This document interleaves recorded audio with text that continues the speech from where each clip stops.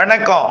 செல்வகுமாரின் இலங்கைக்கான வானிலை ஆய்வறிக்கை 2025 டிசம்பர் 28 ஞாயிற்றுக்கிழமை அதிகாலை நிலவர ஆய்வறிக்கை. இலங்கையை பொறுத்தவரைக்கும் பிப்ரவரி 15 வரை முன்னெச்சரிக்கை தொடரட்டும் என்று மீண்டும் மீண்டும் சொல்லிக்கொண்டே தான் இருக்கிறேன். அதில் எந்த மாற்றமும் இல்லை. காரணம், டிசம்பர் இறுதியில பருவமழை வழக்கமாக நிறைவடையும். ஆனால் சில ஆண்டுகள் பிப்ரவரி 15 வரை கூட தொடர்ந்து இருக்கிறது. அதை கடந்த ஆண்டு நினைவுபடுத்த விரும்புகிறேன். இலங்கைக்கு பிப்ரவரி மாதம் 15ஆம் தேதி வரை கடந்த வருடம் வெள்ளப்பெருக்கு ஏற்படுத்தி கொண்டே இருந்தது. இந்த ஆண்டும் அதுபோல திரும்ப திரும்ப நிகழ்வுகள் வருவதற்கு சாதகம் இருக்கிறது. கடல் வெப்பம் சற்று குறைந்திருந்தாலும் கடல் நீரோட்டம் வலுவாக இருக்கிற காரணத்தினாலே இதற்கு மேல் கடல் வெப்பத்தை குறையாமல் நிகழ்வுகளை இலங்கை அருகே கொண்டு வருவதில் எந்த மாற்றமும் இல்லை. அதன் அடிப்படையில் இலங்கைக்கு இன்றைக்கு 28ஆம் தேதி ஆங்காங்கே மழை பொழிவை தொடக்க இருக்கிறது. இன்றைக்கு இலங்கையோட கிழக்கு கரையோரம் மழை வாய்ப்பு உறுதியாக தெரிகிறது. அதாவது நிகழ்வானது சுமத்ரா தீபரியிலிருந்து மேற்கு நோக்கி நகர்ந்து வருகிறது. இதனால காற்று குவிதல் என்பது மெல்ல படிப்படியாக இலங்கையின் வடக்கு கிழக்கு மாகாணங்கள் ஏற்படுத்தும். நிகழ்வானது இலங்கைக்கு மிக நெருக்கமாக வரும். அது முதல்ல புரிஞ்சுக்குங்க. நிகழ்வு எங்கும் போகல, நிகழ்வுல தீவிரம் குறையல. இதே நிகழ்வு அக்டோபர் நவம்பர்ல வந்திருந்தா பெருவெள்ளம் தான், மீண்டும் ஒரு பெருவெள்ளம் தான். சும்மா ஒவ்வொரு நிகழ்வும் வலுவாகத்தான் நெருங்குகிறது. நெருங்கி மீண்டும் பின்னோக்கி விலகி மீண்டும் மீண்டும் நெருங்கி வருகிறது. ஆனால் இப்பொழுதும் நெருங்கி வந்து ஏற்கனவே இருந்த ஒரு நிகழ்வின் தீவிரத்தை விட, அதாவது ஏற்கனவே கடந்த சில நாட்களுக்கு முன்பு 18, 19ஆம் தேதி 16, 17 தமிழ்நாட்டுக்கும் 18ஆம் தேதி இலங்கைக்கும் மழைப்பொழிவை கொடுத்த நிகழ்வின் தீவிரத்தை விட இது கொஞ்சம் நிகழ்வு தீவிரமாக தான் இருக்கு. ஆனா டிட்வா புயல் போல இல்லை. டிட்வா புயல் போல வராது. டிட்வா புயல் தெற்கு வடக்காக ஊடுருவி மிக மெல்ல நகர்ந்தது. மிக கடும் போராட்டத்துக்கு இடையில எதிர்ப்பின் காரணமா மிக மெல்ல நகர்ந்து மிக மோசமான பாதிப்பை ஏற்படுத்தியது. அந்த பாதிப்பை எதுவும் இது ஏற்படுத்தாது. இருந்தாலும் ஏற்கனவே நிலச்சரிவு மற்றும் வெள்ளத்தால் பாதிக்கப்பட்டிருக்கும் இடங்களுக்கு ஒரு சிறுமழை கூட கொஞ்சம் அச்சத்தை ஏற்படுத்துவது மட்டுமல்லாமல் வெடிப்புகளுக்குள் நீர் புகும் மீண்டும் நிலச்சரிவை ஏற்படுத்தும். அதே போல அணைகளில் இருந்து நீர் திறப்புக்கு வாய்ப்பு பிரகாசமா இருக்கு. அணைகள்ல இருந்து மழை பெய்யும் போதெல்லாம் நீர் திறப்பு கண்டிப்பா இருக்கும். இது பிப்ரவரி 15 வரை நீர் திறப்பு இருந்து கொண்டுதான் இருக்கும். அதன் அடிப்படையில் அது மட்டும் இல்லாம கடல் கடும் சீற்றமா இருக்குங்க. நல்லா புரிஞ்சுக்குங்க. நிகழ்வு மழை பொழிவை வலுவாக கொடுக்கவில்லை, அவ்வளவுதான். ஆனா கடலுக்குள்ள வலுவா இருக்கு. இருகாற்று இணைவு குளிர்காற்று சதவீதம் கூடுதலா இருக்கு. ஆனா கடல்ல எந்த மாற்றமும் இல்லை. கடலுக்குள் வலுவான நிகழ்வா இருக்கு. அதனால இலங்கையோட கிழக்கு கரை சீற்றத்துடன் காணப்படும். திரிகோணமலை முதல் அதற்கு தெற்கே இருக்கக்கூடிய ஹம்மந்தோட்டா வரைக்கும் உள்ள கடற்பகுதி கடல் அரிப்பு ஏற்படுத்தும். அதாவது முல்லைத்தீவு, திரிகோணமலை, பெரும்பாலும் இந்த கிழக்கு கரையில கடல் அரிப்பு இருக்கும், கடல் சீற்றத்துடன் இருக்கும். ஏற்கனவே கடந்த 18, 19ஆம் தேதி சில பகுதிகளில் கடல் நீர் உள்புகுந்தது நினைவிருக்கலாம். அதை நான் அடுத்தடுத்த நாட்களில் அதை செய்தியாக பார்த்தேன். அதே போல மீண்டும் கடல் நீர், கடல் கொந்தளிப்பு இதெல்லாம் இருக்கும் இலங்கையில. நிகழ்வு இலங்கைக்கு கிழக்கே இருக்கும். இரு காற்றை கொண்டு வந்து ஏற்றும். குளிர் சதவீதம் கூடுதலா இருக்கிற காரணத்தினால மழை அளவு குறைவா இருக்கு, அவ்வளவுதான். ஆனா நிகழ்வு அதே தீவிரத்துல தான் இருக்கு. விலகி போனாலும் மீண்டும் அதே தீவிரத்துல தான் இருக்கும். இது கடந்து போனால் மிக அதிகமான நிறைய மழைப்பொழிவை மீண்டும் நிலச்சரிவுகளை ஏற்படுத்தும்னு நம்ம நீண்ட காலமா எச்சரிக்கை கொடுத்துட்டு இருக்கோம். ஆனா இப்ப கடக்காது. இப்ப கடக்கிறதுக்கு வாய்ப்பு இல்லை. ஆனால் நெருங்கி மழைப்பொழிவை கொடுத்து விட்டு விலகும். எப்போ? இன்றைக்கே நனைக்கு மழை, லேசான மழை எல்லாம் இன்றைக்கே இருக்கும், நாளைக்கு இருக்கும். இன்றைய விட நாளைக்கு மழையோட அளவு நாளை 29ஆம் தேதி கொஞ்சம் பரப்பிலும் அளவிலும் கூடுதல்.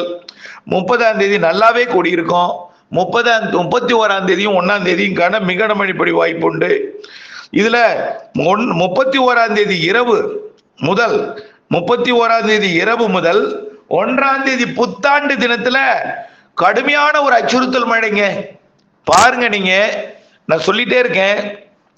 தயவு செய்து புத்தாண்டு கொண்டாட்டத்துக்கெல்லாம் நீங்க இல்லத்துக்கோ எதுக்கும் போக வேண்டாம். 31/1/2 தான் உங்களுக்கு இலங்கைக்கு மழை நிறையவே இருக்கு. குறிப்பா தென்னிலங்கைக்கும் இருக்குங்க. கொழும்பு கூட நிறைய மழை இருக்கு.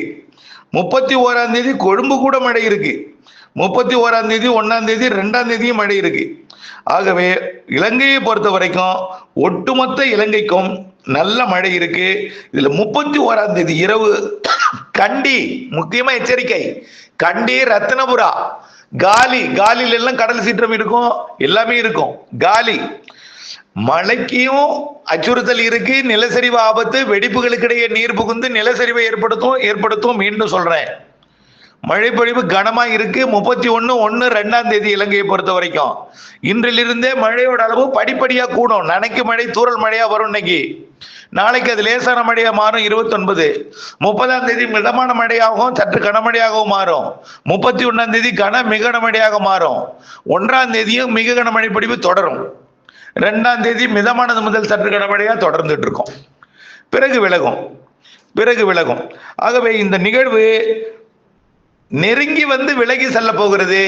இதனால கண்டிப்பா மலைப்பகுதிகளுக்கு நிலச்சரிவு அச்சுறுத்தலும், அணைகள் திறந்து விடப்பட்டால் ஆற்றங்கரையோரங்களுக்கு அணை திறப்பால் ஏற்படக்கூடிய வெள்ள பாதிப்பும் இருக்கும்.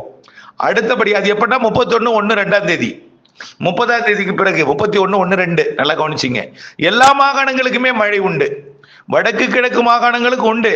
இதுல கிழக்கு மாகாணங்களுக்கு கடல் அரிப்பும் கனமழையும் இருக்கும். மலைப்பகுதிகளுக்கு கனமழை, நிலச்சரிவு ஆபத்தும் இருக்கு. வெடிப்புகள்ல நிலச்சரிவு ஏற்படுத்தலாம். வெடிப்பு ஏற்பட்டிருக்கூடிய இடங்கள்ல இதுதான் இப்பொழுதைய நம்ம 31/1 எச்சரிக்கை. புயல் ஏதும் கடக்காது. கடலுக்கு அருகே வந்து நெருங்கி, கரை அருகே வந்து நெருங்கி விலகி போயிடும். சரி, இப்போ எப்போ வரும்? திரும்பி 1 2 மழைப்பொழிவை கொடுத்துட்டு மீண்டும் மழை இருந்து கொண்டேதான் இருக்கும். 5 மீண்டும் திரும்பி வந்துடும். பாருங்க, 2 வரைக்கும் மழைப்பொழிவு கொடுக்க போகுது. 3 4 2 நாள் தான் விலகி இருக்கும். மீண்டும் 5 வரும் பொழுது கண்டிப்பா கடும் அச்சுறுத்தல், மிக கன, அதிகன, அதீத மழைப்பொழிவிற்கு வாய்ப்பு இருக்கு இலங்கைக்கு.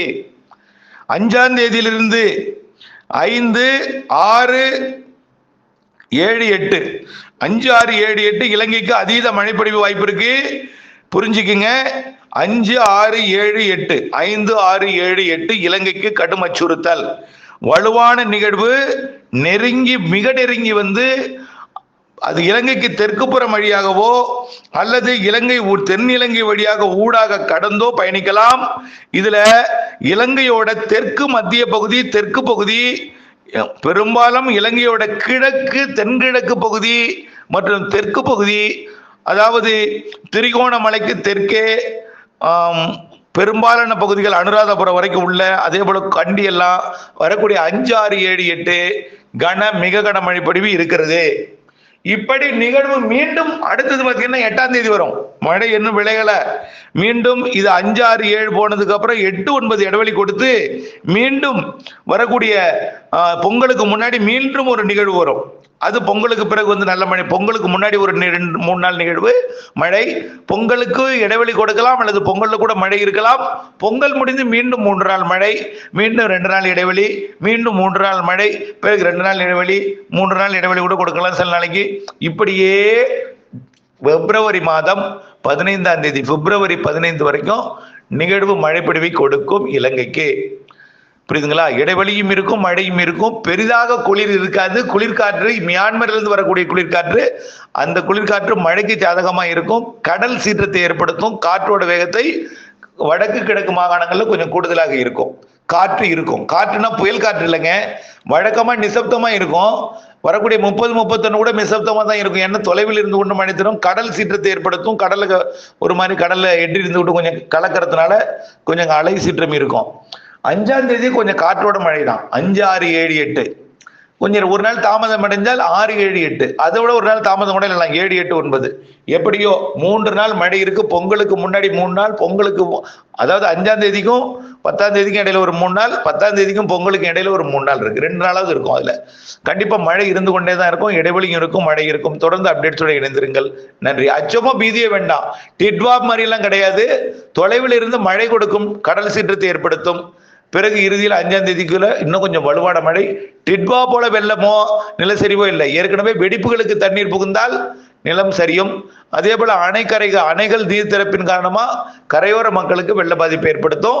அது இல்லாம ஆங்காங்கே தாழ்வான பகுதிகளுக்கு பாதிக்கும் மழை பொழிவும் இருக்கிறது என்பதை தெரியப்படுத்த விரும்புகிறேன். நன்றி.